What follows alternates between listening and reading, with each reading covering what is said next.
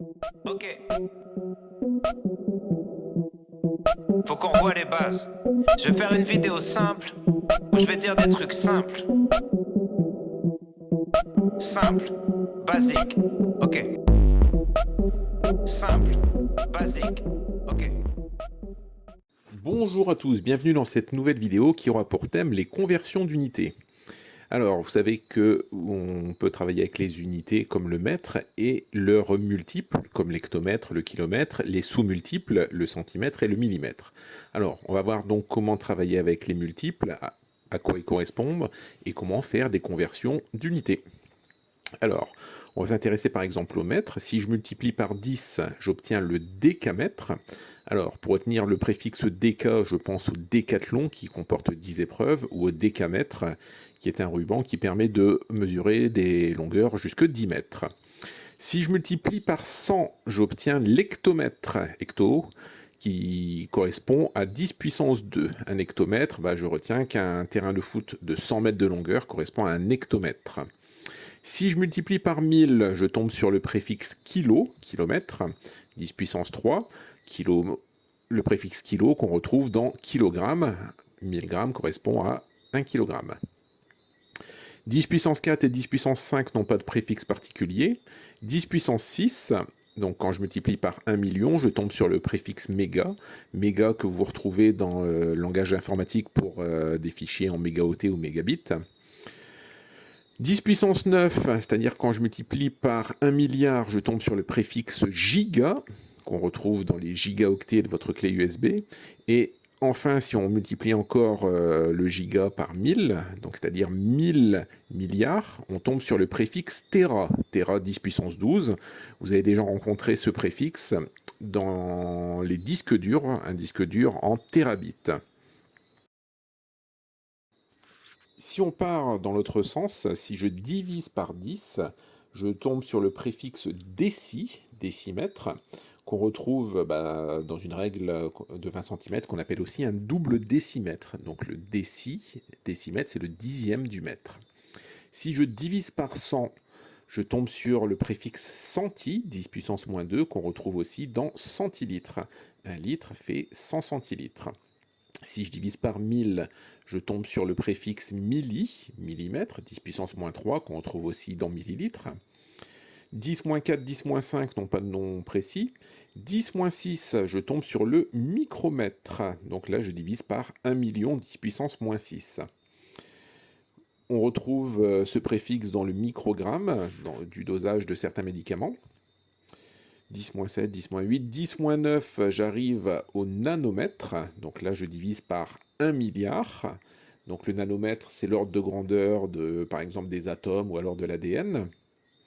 Si je vais encore plus bas, donc 10 puissance moins 12, je tombe sur le picomètre. Et enfin, 10 puissance moins 15, le femtomètre. Ils sont un petit peu moins utilisés, mais c'est utile de les connaître. Alors, ce qui est vrai pour le mètre est vrai aussi par exemple pour d'autres unités comme le litre, et ses multiples, hectolitre, kilolitre, sous-multiples, décilitre, microlitre, etc. Pareil pour le watt, hectowatt, et les sous-multiples, milliwatts, etc. Bon, c'est vrai pour toutes les unités. Alors, il faut donc connaître ce tableau avec les préfixes, déca, hecto, centi, milli, etc. et les puissances de 10 correspondantes. On va donc maintenant s'intéresser à des conversions. Si on essaie de convertir 14 kg en centigrammes, je vais vous donner une technique qui permet de faire ça très simplement sans utiliser les tableaux de conversion qu'on utilisait à l'école primaire. Par exemple, kilogramme, le préfixe kilo correspond à 10 puissance 3. Centigramme, le préfixe centi correspond à 10 puissance moins 2.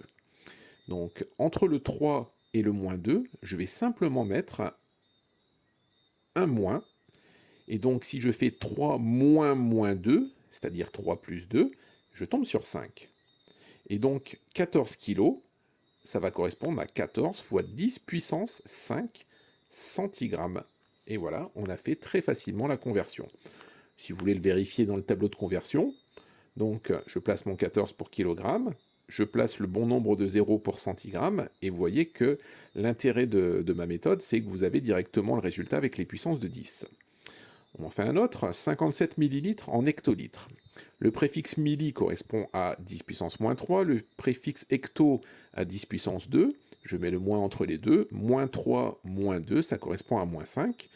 57 millilitres, ça nous donnera donc 57 fois 10 puissance moins 5 hectolitres. Pareil, vérification dans le tableau, je place mon 57, les zéros avec la virgule, et encore une fois, c'est beaucoup plus simple, j'ai tout de suite mon résultat en puissance de 10. 7,4 en millilitres, excusez-moi, 7,4 millilitres en litres. Millilitres correspond au préfixe moins 3, 10 puissance moins 3. Litre, bah là, il n'y a rien qui change, donc c'est 10 puissance 0. Donc moins 3, moins 0, on tombe sur moins 3. Ce qui nous donne 7,4 millilitres égale 7,4 fois 10 puissance moins 3 litres. Vérification avec le tableau, comme d'habitude.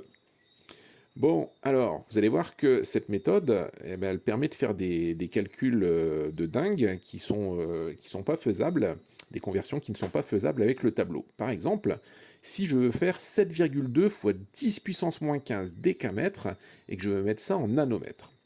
Alors, on reprend le préfixe déca qui signifie 10 puissance 1, le préfixe nano qui signifie 10 puissance moins 9, je mets le moins entre les deux, 1 moins 9, je tombe sur 10 puissance 10. Donc, 7,2 fois 10 puissance moins 15 décamètres. Je reprends cette valeur, je la multiplie donc, comme on vient de le voir, par 10 puissance 10.